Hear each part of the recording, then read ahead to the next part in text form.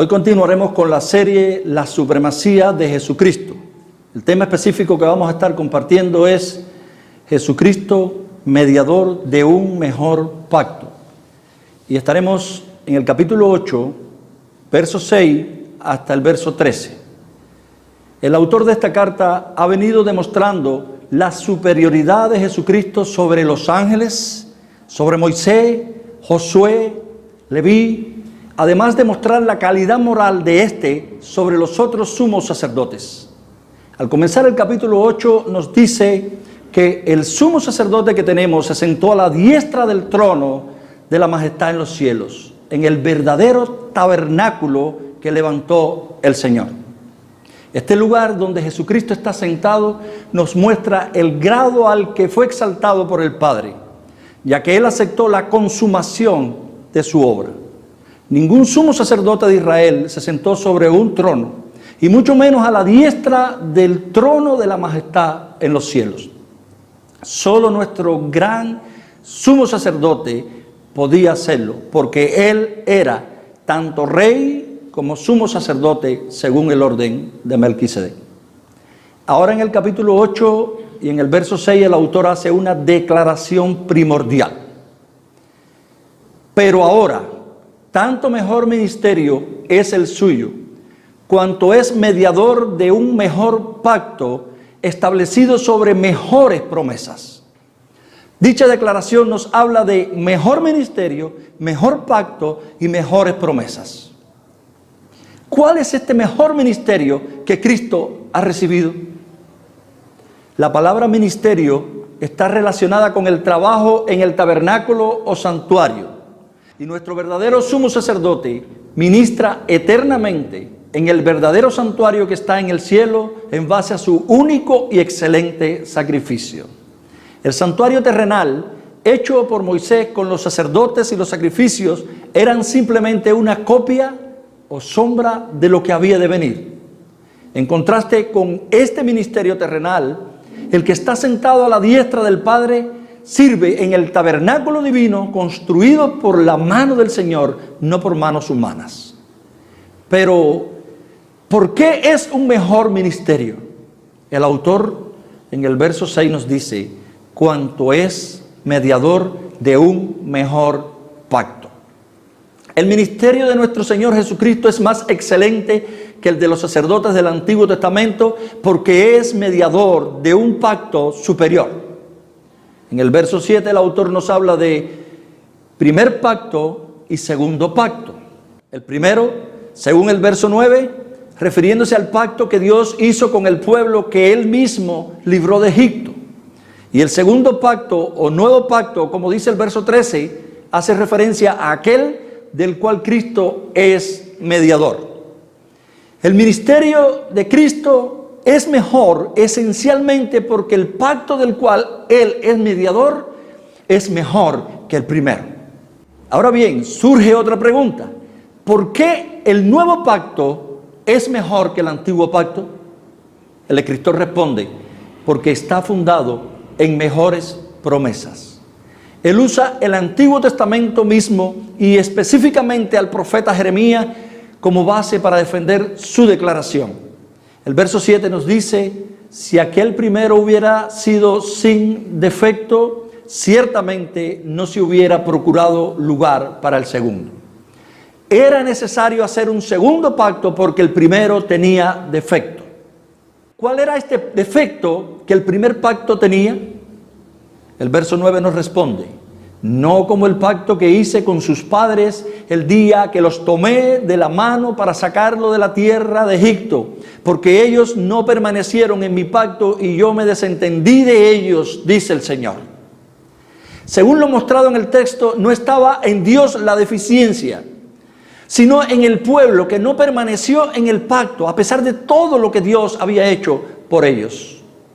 Por tanto, era necesario otro pacto que solucionara esta deficiencia en ellos que no les permitió permanecer. Este pacto del que Jesucristo es mediador es de tal calidad que no solo solucionó esta deficiencia, sino que nunca necesitará ser sustituido. El nuevo pacto fue profetizado en Jeremías capítulo 32 y verso 40. Dice, y haré con ellos pacto eterno, que no me volveré atrás de hacerles bien, y pondré mi temor en el corazón de ellos para que no se aparten de mí. Según este texto, será un pacto eterno y Dios mismo obraría en ellos para que nunca se apartasen de Él.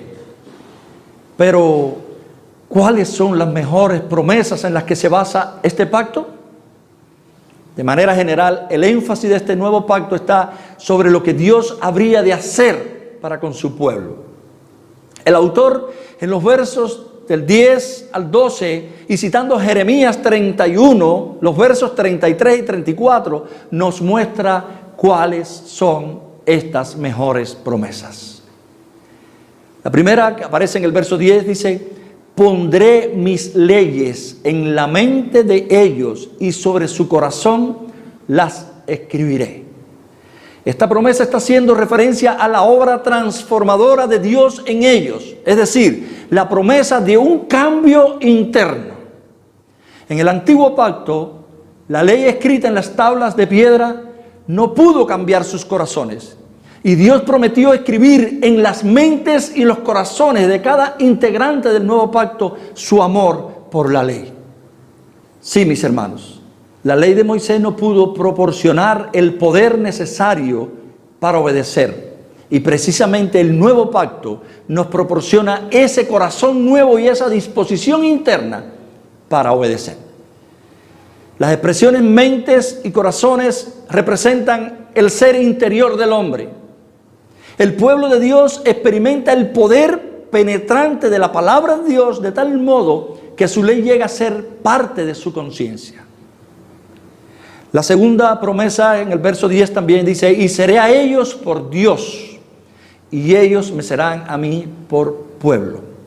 Dios está reiterando la misma promesa que le hizo a aquella comunidad que sacó de Egipto, a todos aquellos, tanto judíos como gentiles, que creen en Jesús, el mediador del nuevo pacto.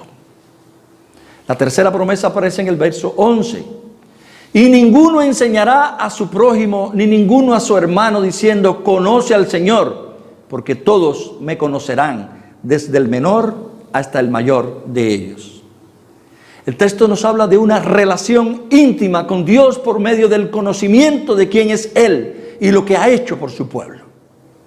Otro de los problemas del antiguo pacto era que no todos conocían realmente al Dios del pueblo. La ignorancia de la revelación de Dios era espantosa y los profetas de Dios repetidamente registraron sus quejas.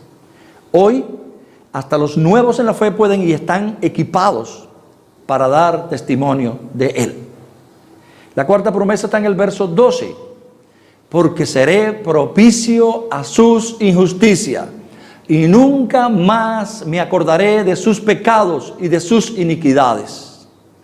Dios ha prometido su perdón por medio de la sangre de Jesucristo para todos los integrantes del nuevo pacto. Es decir, una remisión completa.